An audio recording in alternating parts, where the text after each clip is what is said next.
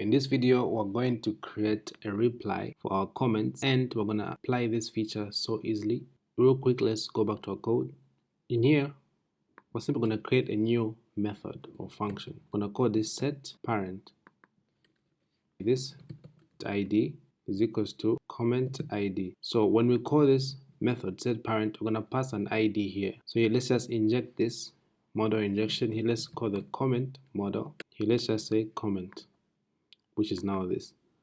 So now after getting the comment ID and setting the parent ID, now in here we want to modify the input field a little bit so we can show the name of who we are replying to. So here let's say this body, we're simply going to add the username for the user. At, comment user name. So actually I just realized that we actually don't have the username field in our users table. So we're gonna create that later. After creating this method, now we can simply open our reply in here, and then right now let's go to our here in the reply. Here let's add wire, click in here, let's call this method set parent. Here let's pass reply ID.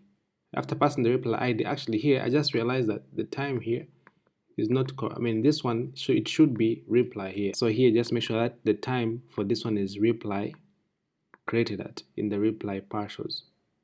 Alright, so now we can simply copy this wire click and then go to our comment partials, go to our reply, let's paste this one here, and don't forget to change this to comment.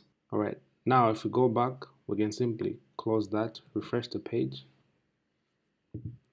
Now if we open this one, and then here let me just click on this one, reply to Christy. I'm replying to Christy Little's reply. So if I click reply here, you see here the name has come, which is at Christy Little. Now if I say Christy, I agree with you. So now I click enter. You see that now we have a new reply which says Christy, I agree with you right here. So our reply is working fine. Just to see it again here, let me reply to this one, new comment. Here I can say another new comment. If I click enter, you see now we have this new comment and our new comment which was created 1 second ago. This is working fine. And as you can see here, we have two names which are appearing twice. So let's just take care of that. So now we can go back to our reply.